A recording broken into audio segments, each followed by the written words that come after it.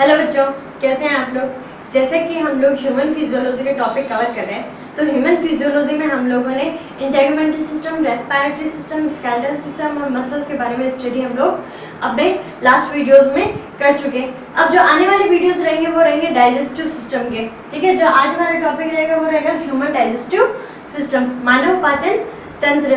आपको last videos देखना है, जो कोई मेरा आज फर्स्ट टाइम वीडियो देख रहा है वो लास्ट वीडियोस देखने के लिए आप मेरी डिस्क्रिप्शन चेक कर सकते हैं। उस डिस्क्रिप्शन में आपको चारों जो टॉपिक्स हैं उनकी प्लेलिस्ट के लिंक है वो अवेलेबल मिलेंगे। उसके अलावा आपको जितने भी नोट्स चाहिए या डायग्राम्स चाहिए तो आप मेरे को टेलीग्राम और इंस्टाग्राम पे फॉलो भी कर सकते हैं। ठीक है, तो आज हमारा जो टॉपिक है वो है ह्यूमन डाइजेस्टिव सिस्टम।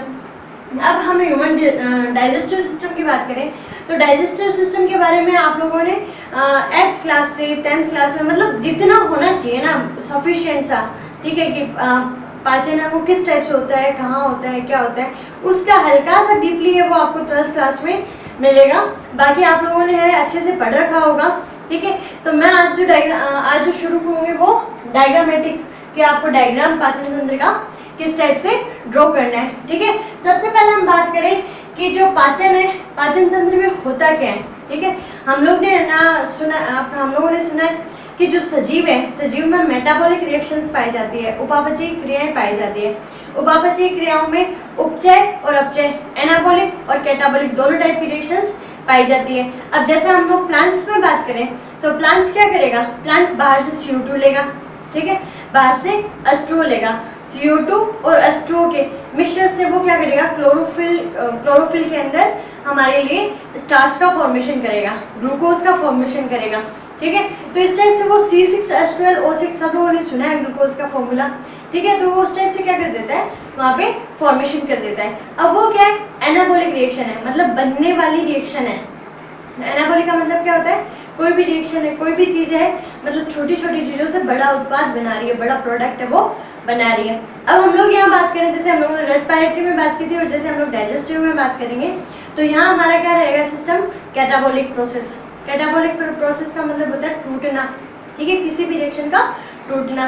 तो हम लोग बोले थे कि जो रेस्पिरेटरी सिस्टम था, रेस्पिरेटरी सिस्टम में हम लोगों ने क्या पढ़ा था कि C6H12O6, ठीक है, उसका ऑक्सीडेशन होने से हमें एनर्जी प्राप्त होती है, ये हम लोगों ने पढ़ा था। ठीक है, अब C6H12O6 हमारी सेल्स तक आया कहाँ से, इस बात को पढ़ने के लिए हमें डाइजेस्टिव सिस्टम है वो पढ़ना पड़ेगा। तो जो भी C6H12O6 है उसको हम लोग किस माध्यम से अंदर सेल तक पहुंचा रहे हैं, तो वो हमारा डाइजेस्टिव सिस्टम रहेगा।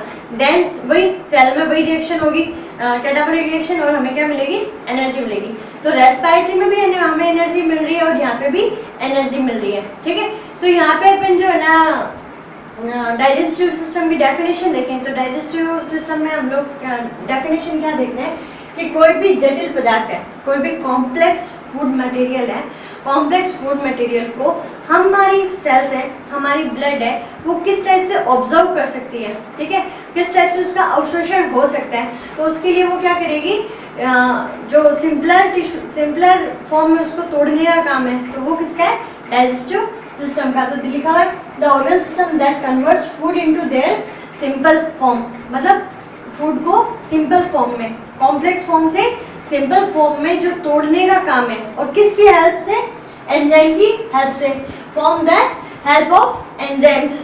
ठीक है, एंजाइम्स की हेल्प से।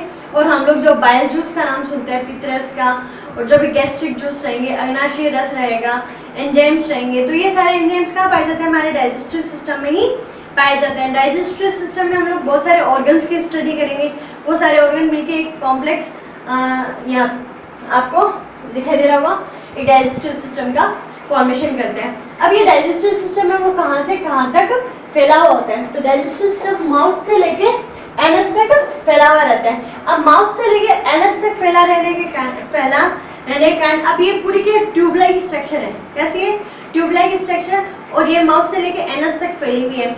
अब ये है नॉर्मली कई बुक्स में 9 मीटर होता है, कईयों में 10 मीटर, तो अपन एवरेज लेके चल लेते हैं कि 8 से 10 मीटर इसकी क्या होती है, टोटल लंबाई होती है। ठीक है, लेकिन ये अरेंज होगी, तो अरेंज में ये अलग अलग ऑर्गन्स इसमें मॉडिफाई हो जाएंगे, और अलग अलग ऑर्गन्स है वो अलग अलग जो कॉम्प्लेक्स फूड है उनका अलग अलग ही क्या करेंगे, पाचन करने का, डाइजेशन करने का काम करेंगे। ठीक है, तो ये हम लोग अलग अलग जो ऑर्गन पढ़ेंगे उनका डाइजेशन, उनका ऑब्जर्वेशन पढ़ेंगे, उस टाइम आपको मैं बता दूंगी वापस। ठीक है, तो यहाँ पे आपको डाइजेस्टिव सिस्टम की डेफिनेशन तो समझ में आ गई होगी। अब मेरे को सीधा सा ध्यान में रखना है जिस टाइप से हम लोगों को अपनी बॉडी में किस चीज़ की रिक्वायरमेंट होती है। अब मेरे को कार्बोहाइड्रेट की रिक्वायरमेंट होती है, प्रोटीन की रिक्वायरमेंट होती है, वसा चाहिए। ठीक है, उसके अलावा हमें कुछ खनिज पदार्थ और कुछ विटामिन की भी आवश्यकता होती है। तो ये सारी चीज़ें आ कहाँ से रही है, भोजन के माध्यम से आ रही है। ठीक है, और ओवरऑल जो हमें जीने के लिए एनर्जी की आवश्यकता होती है, हमें कोई भी काम करने के लिए एनर्जी चाहिए, तो एनर्जी भी कहाँ से आएगी, हमारे डाइजेस्टिव सिस्टम से आएगी। ठीक है, तो डाइजेस्टिव सिस्टम की आप डेफिनेशन यहाँ देख लीजिएगा, सीधी सी है कि अवशोषण करने हेतु जटिल जो भी पदार्थ है उसको सरल पदार्थों में तोड़ना। ठीक है, सरल फूड में तोड़ना। उसके बाद में मैंने यहाँ लिखा है कि जो डाइजेस्टिव सिस्टम है वो दो भागों में डिवाइड है, एक तो एलिमेंट्री कैनाल है और एक डाइजेस्टिव ग्लैंड है। एलिमेंट्री कैनाल की बात करूँ मतलब आहार नाल, और जो डाइजेस्टिव ग्लैंड्स है, डाइजेस्टिव ग्लैंड्स हो गए हमारे जो भी पाचन ग्रंथियां हैं। ठीक है, तो इस टाइप से हमें ये दो भाग है। अब इन दो भागों में कौन से ऑर्गन्स आएंगे उनकी हमें स्टडी करनी है। अब वहीं हम बात करें इसके ओरिजिन की, उत्पत्ति की। जैसे कि हम लोग जितने भी ऑर्गन सिस्टम पढ़ रहे हैं उन सब की हम लोग उत्पत्ति भी साथ साथ में देखते हुए चल रहे हैं। उत्पत्ति मतलब इसका ओरिजिन कहाँ से हुआ है, तो इसका ओरिजिन है वो एम्ब्रियोनिक, एक्टो और एंडोडर्मल। एक्टोवर्ड और एंडोवर्ड मैंने आपको फर्स्ट वीडियो में समझाया था कि किस टाइप से एक्टोडर्म और एंडोडर्म हमारे बॉडी के सारे ऑर्गन्स है वो फॉर्मेट करने का काम करती है। ठीक है, तो इसमें हम लोग तीन भागों में डिवाइड कर देंगे इसको, फोरगट, मिडगट और हिंडगट। ठीक है, फोरगट का मतलब जो बाहर वाली साइड में हमें दिखाई देंगे, और हिंडगट जो लास्ट इसका छोर रहेगा, ये मध्य का भाग रहेगा। ठीक है, तो यहाँ पे माउथ और बकल कैविटी, ये आपको माउथ दिख रहा है। ठीक है, माउथ कट, माउथ है वो डायरेक्ट जहाँ खुलेगा उसको क्या कहेंगे, माउथ कैविटी या बकल कैविटी, मुख गुहा। ठीक है, तो ये वाला हिस्सा हमें दिखाई दे रहा है, तो वो किस में रहेगा, हमारे यहाँ एक्टोडर्मल। उसके बाद में हम लास्ट हिस्सा देखें जो मलाशय के बाद में एनल कैनाल कहला रहा है या एनस गुदा कहला रहा है। ठीक है, तो ये वाला हिस्सा किस में रहेगा, एक्टोडर्मल। और उसके बीच का जितने भी भाग है वो सारे के सारे भाग किस में आएंगे, एंडोडर्म में। अब ये आपको नाम नहीं समझ में आ रहा तो मैं एक बार वापस यहाँ पे डायग्राम एक्सप्लेन करूंगी, तो मैं आपको ये अच्छे से समझा दूंगी। एक बार सिर्फ आपको ये तीनों के तीनों भाग है वो अच्छे से ध्यान में रखने हैं। ठीक है, अब हम बात करें ह्यूमन डाइजेस्टिव सिस्टम के डायग्राम की। तो ह्यूमन डाइजेस्टिव सिस्टम का जो डायग्राम है उसमें सबसे पहले स्टार्ट कहाँ से होता है, ये एलिमेंट्री कैनाल। एलिमेंट्री कैनाल है वो माउथ से लेके एनस तक, माउथ से लेके एनस तक फैली हुई होती है। मैंने आपको लंबाई बता दी है यहाँ पे कि इसकी 8 से 10 मीटर इसकी लंबाई होती है। और अलग अलग ऑर्गन्स अपनी काम के अकॉर्डिंग अलग अलग क्या हो जाते हैं, इसमें कन्वर्ट हो जाते हैं, मॉडिफाई हो जाते हैं। ठीक है, तो यहाँ पे सबसे स्टार्टिंग में हम बात करेंगे क्या है, माउथ, जिसके द्वारा हम लोग खाना खाने का काम करेंगे। ठीक है, सबसे पहले माउथ रहेगा। माउथ आगे जिसमें जाके खुल रहा है वो क्या है, बकल कैविटी या माउथ कैविटी है। ठीक है, इसके जस्ट ऊपर मैंने आपको नेजल पार्ट में बना रखा है। तो हम बात करें कि हम लोग जब रेस्पिरेटरी सिस्टम पढ़ रहे थे तो रेस्पिरेटरी सिस्टम में हम लोगों ने कहा था कि जो अपना नाक है और मुख है वो दोनों आगे जाके फेरिंग्स में खुलते हैं। ठीक है, तो यहाँ पे हम लोग फेरिंग्स आगे कॉमन पाथ पढ़ते हैं ना, जो जिसके कारण हम लोग खाना खा रहे थे और श्वसन नली को ढकने का काम कौन कर रही थी, एपिग्लोटिस कर रही थी। ठीक है, तो इस टाइप से हमें यहाँ पे फेरिंग्स भी यहाँ पे अपने को वापस स्टडी करना पड़ेगा। ठीक है, तो ये माउथ हो गया। माउथ के बाद में फेरिंग्स, फेरिंग्स को हिंदी में बोलते हैं ग्रसनी। उसके बाद में हम बात करें कि आपको ये तीन नाम और दिखाई दे रहे होंगे। ठीक है, तो यहाँ क्या होता है कि मुख वाला भाग है, जो माउथ वाला पोर्शन है, इस माउथ वाले पोर्शन में जीभ के जस्ट नीचे वाली साइड में, जीभ के नीचे वाली साइड में एक प्रकार की लार ग्रंथि पाई जाती है। ठीक है, जो लार का स्ट्रॉन्ग करेगी सैलिवरी ग्लैंड पाई जाती है, जिसका नाम क्या है, सबलिंगुअल ग्लैंड। जिसका नाम क्या है, सबलिंगुअल ग्लैंड। फिर हम लोग जबड़े में बात करें तो निचले जबड़े में एक ग्रंथि और पाई जाती है, उसको बोलते हैं सब मैक्सिलरी ग्लैंड, सब मैक्सिलरी ग्लैंड। उसके बाद में हम लोग ऊपर वाली साइड में बात करें तो हमारे कान के पास में, ठीक है, कान से हमारे मुख तक आने वाली है वो है पैरोटिड ग्लैंड। ठीक है, तो इस टाइप से अभी आप टेंशन मत लेना कि ये नाम मैम कहाँ से बता रहे हैं। ठीक है, सैलिवरी, जब मैं आपको लार ग्रंथि पढ़ाऊंगी तो लार ग्रंथि में मैं आपको इन तीनों ग्रंथियों के बारे में एक्सप्लेन करूंगी। ठीक है, अभी सिर्फ आपको नाम ध्यान में रखना है कि यहाँ पे सबलिंगुअल, ठीक है, जो जीभ के नीचे पाई जाएगी। सब मैक्सिलरी जो जबड़े में, निचले जबड़े में पाई जाएगी। और पैरोटिड जो कान से आते हुए कान खुलेगी, ऊपरी जबड़े में आके खुलेगी। ठीक है, तो इस टाइप से आपको ये तीनों नाम ध्यान में रखना। और ये तीनों की तीनों ग्लैंड क्या हमारे लाल ग्रंथियां हैं। ये तो हो गया फेरिंग से ऊपर ऊपर का काम। ठीक है, अब फेरिंग से क्या हो जाएगा, गले से होते हुए जो थोरेसिक एरिया में, ठीक है, मैंने कहा था ट्रेकिया के जस्ट पीछे वाली साइड में क्या पाया जाता है, इसोफेगस पाया जाता है। इसोफेगस मतलब ग्रसिका। ठीक है, ये वाला पोर्शन था ग्रसिका।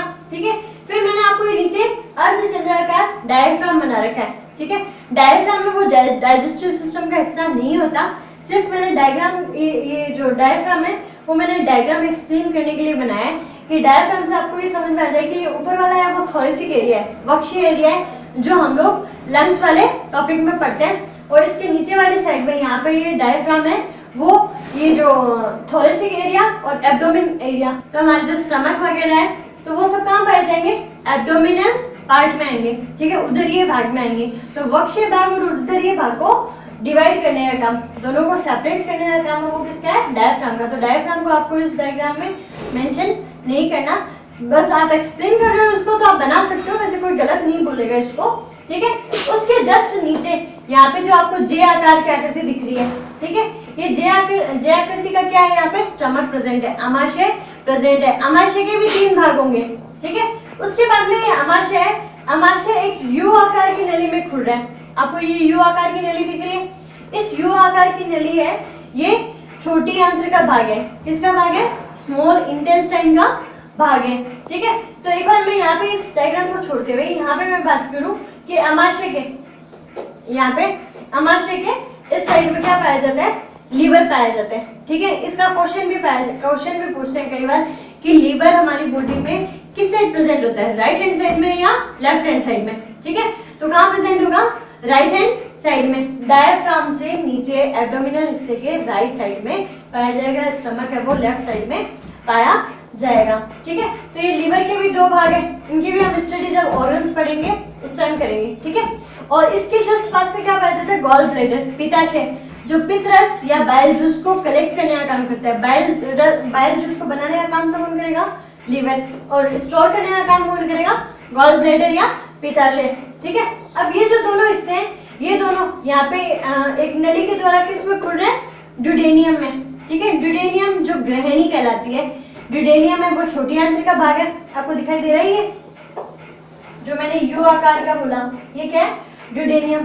ड्यूडेनियम है वो छोटी आंत्र का भाग है, इसमें आके लीवर और गॉल ब्लैडर है, उनकी एक कॉमन बाइल डक्ट, मतलब जो बाइल जूस है उसको यहाँ पे डालने का काम, पित्त रस को यहाँ डालने का काम है वो यहाँ इसके द्वारा किया जा रहा है। उसके हम बात, यहाँ पे लिखा है मैंने कॉमन बाइल डक्ट। उसके बाद में मैं बात करूँ कि ये जो यू आकार की नली है, इस यू आकार की नली के पास में यहाँ पे एक लीफ लाइक स्ट्रक्चर बनाई हुई है, एक मतलब अनियमित आकार की आकृति बनाई हुई है, जिसको बोलते हैं पेनक्रियास, अग्नाशय। और पेनक्रियास के बारे में आपको पता ही है कि पेनक्रियास एकमात्र ऐसी ग्रंथि है जो एंडोक्राइन और एक्सोक्राइन दोनों की तरह काम करती है, इसलिए इसको मिक्सोक्राइन भी बोला जाता है। ठीक है, तो ये अग्नाशय हो गया। उसके बाद में है कि यहाँ पे ये जो ट्रायंगल शेप स्ट्रक्चर दिख रही है आपको, ये क्या है, लार्ज इंटेस्टाइन। ठीक है, बड़ी आंत्र, और उसके अंदर वाली साइड वाला भाग है वो क्या है, स्मॉल इंटेस्टाइन। ठीक है, अब इनको स्मॉल इंटेस्टाइन और लार्ज इंटेस्टाइन बोलने का रीजन इनका व्यास है। ये व्यास में कैसी होगी, मोटी, ये व्यास में कैसी होगी, पतली। और लंबाई में हम बात करें तो सबसे ज्यादा आहार नाल का सबसे लंबा भाग है वो कौन बनाती है, छोटी आंत्र बनाती है। ठीक है, ये तो मैंने आपको इजीएस्ट डायग्राम समझाने के लिए मैंने इस टाइप से बना दिया, अदरवाइज इसकी स्ट्रक्चर आप लोगों ने देखी होगी बुक्स में, बहुत ही ज्यादा कॉम्प्लेक्स होती है। ठीक है, तो ये स्ट्रक्चर यहाँ पे स्मॉल इंटेस्टाइन की है। अब आपको ध्यान में रखना है कि लार्ज इंटेस्टाइन और स्मॉल इंटेस्टाइन तो आप लोगों ने 10th क्लास तक पढ़े ही होंगे, और इसके भाग भी आप लोगों ने पढ़े हैं। मैं एक बार वापस आपको रिकॉल करवा देती हूँ कि यहाँ पे जो स्मॉल इंटेस्टाइन के 3 भाग हैं, तो यहाँ पे ड्यूडेनियम, ठीक है, पहला भाग। उसके बाद में जो भाग लार्ज इंटेस्टाइन के आप लोगों को बैक साइड में यहाँ पे दिखाई दे रहा है वो क्या है, जेजोनियम। ठीक है, अब जेजोनियम और जो हिस्सा यहाँ पे लार्ज इंटेस्टाइन में खुल रहा है उसको बोलते हैं इलियम। ठीक है, अब यहाँ पे जो तीनों हिस्से बनने के बाद में ये लार्ज इंटेस्टाइन है, लार्ज इंटेस्टाइन को फिर 3 भागों में डिवाइड कर देते हैं। अब इसमें जो 3 भाग रहेंगे, जहाँ पे स्मॉल इंटेस्टाइन आके खुल रही है उसको बोलते हैं सीकम, ठीक है। अब सीकम बोलते हैं, अब सीकम के जस्ट नीचे वाली साइड में क्या पाई जाती है, अपेंडिक्स, जो हमारे अवशेषी भाग होता है, मींस कोई काम नहीं होता है इसका, यहाँ पे अवशेष के रूप में पाया जाता है, ये अपेंडिक्स हो गया। फिर उसके बाद में आपको ये लाइनिंग वाला पोर्शन दिख रहा होगा, इसको 4 भागों में डिवाइड करते हैं। ये असेंडिंग मतलब आरोही क्रम है ऊपर वाली तरफ, तो इसको बोलेंगे असेंडिंग कॉलन, ठीक है। ये ट्रांसफर हो रहा है तो इसको बोल देंगे ट्रांसवर्स कॉलन। देन ये भाग वापस नीचे वाली साइड में आना तो इसको डिसेंडिंग कॉलन, ठीक है। और रेक्टम के जस्ट ऊपर वाली साइड में हल्का सा उभार पाया जाता है, उसको बोलते हैं सिग्मोइड कॉलन, ठीक है। सिग्मोइड कॉलन या इसको पेल्विक कॉलन भी कई बुक्स में आपको लिखा हुआ मिलेगा, तो आप इस टाइप से देख लीजिएगा। उसके जस्ट नीचे वाली साइड में रेक्टम पाया जाता है, जिसको मलाशय कहते हैं, और मलाशय के जस्ट नीचे वाली साइड में गुदा भाग या एनल कैनाल, ठीक है। तो इस टाइप से आपको ये सारे मैंने क्वेश्चंस है वो आपको कवर कर दिए, ठीक है। आप लोग देख लीजिएगा डायग्राम में ना कौन सा पोर्शन है वो कहाँ पे बना हुआ है। उसके अलावा मैं यदि बात करूं कि इसके डायग्राम को बनाने की, तो मैं आपको डायग्राम बनाना बता देती हूँ कि किस टाइप से आप इजीएस्ट डायग्राम बना सकते हैं। ये सबसे इजीएस्ट डायग्राम मिलेगा आपको, ठीक है। तो इस डायग्राम को बनाने के लिए करना क्या है आपने वो, ठीक है। सबसे पहले यहाँ पे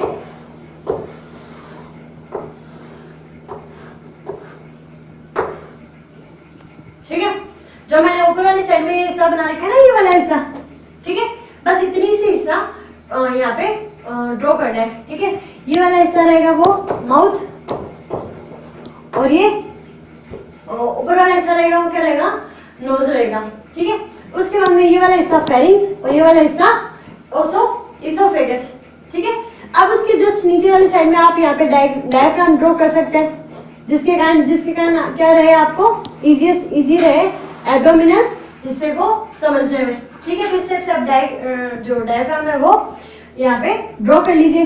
इसके जस्ट नीचे वाले साइड में आपको क्या करना है, एक जे आकृति का ये बनाना है स्टमक, ठीक है। इतना समझ में आ गया। अब इस जे आकृति को यहाँ से आप यू शेप में मोड़ के छोड़ दें। ड्यूटेनियम की आकृति पूछी जाती है कि ड्यूटेनियम में वो किस शेप का होता है, तो यू शेप स्ट्रक्चर है, ठीक है। तो इसको हमने यहाँ पे छोड़ दिया इस डायग्राम को।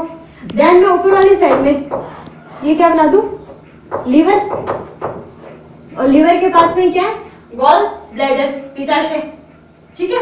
उसके बाद में हम बात करें कि यहाँ मैंने जो डायग्राम यहाँ छोड़ दिया था, इस डायग्राम को मैं इस टाइप से डॉटेड लाइन से ड्रॉ कर लेती हूँ, ठीक है। उसके जस्ट नीचे स्टमक के जस्ट नीचे वाली साइड में डॉटेड लाइन से ड्रॉ किया, और यहाँ रेक्टम और ये एनस, ठीक है। ये वाला ऐसा मैंने ड्रॉ करके छोड़ दिया। उसके बाद में यहाँ पे मेरे को क्या करना है कि यहाँ इसको इस टाइप से, ठीक है, ये क्या हो गई, लार्ज इंटेस्टाइन, ठीक है। इस टाइप से आपको ये दोनों लाइन से, ये मैं जस्ट उल्टा बना रही हूँ ऊपर वाले लाइन से, ठीक है। ये वाला हिस्सा रेक्टम और ये एनस बन गया लार्ज इंटेस्टाइन का हिस्सा भी। उसके बाद में यहाँ जो ये हिस्सा छोड़ा था, ये जेजुनम के थ्रू, किसके थ्रू, जेजुनम के थ्रू यहाँ अंदर आगे खुलेगा। इसको मैं यूं जिगजैग मोशन में लाके यहाँ छोड़ दूं। यहाँ अपेंडिक्स बना सकते हो ये आप, ठीक है। और ये हिस्सा कहाँ खुल जाएगा, स्मॉल इंटेस्टाइन का लार्ज इंटेस्टाइन में, ठीक है। तो इस टाइप से आपको ये सबसे डाइजेस्टिव सिस्टम का सबसे इजीएस्ट डायग्राम होगा। ये जरूरी नहीं है कि आपको पूरा का पूरा जो ह्यूमन दिखता है, यहाँ पे उसका माउथ दिख रहा है, उसकी बॉडी छोटी दिख रही है, कोई जरूरी नहीं है। आपको उसके ऑर्गन सिस्टम है वो बहुत अच्छे से शो करने हैं, ठीक है। और ऑर्गन सिस्टम की शेप पूछी जाए, चाहे ऑर्गन सिस्टम का वर्क पूछा जाए, उसके आधार पे किस टाइप से मॉडिफाई हुआ है, तो वो आपको अच्छे से आना चाहिए, ठीक है। तो इस टाइप से आपको ये पूरा का पूरा डाइजेस्टिव सिस्टम का इजीएस्ट डायग्राम है वो आप इजीली ड्रॉ कर सकते हैं, ठीक है। तो आप ये डायग्राम आज ड्रॉ कर लीजिएगा। उसके बाद जो हम लोग कल बात करने वाले हैं, वो कल हम बात करेंगे इसके सारे ऑर्गन्स की अलग अलग स्टडी करने की, ठीक है। तो खुश रहिए, मुस्कुराते रहिए और घर पे सुरक्षित रहिए। Thank you.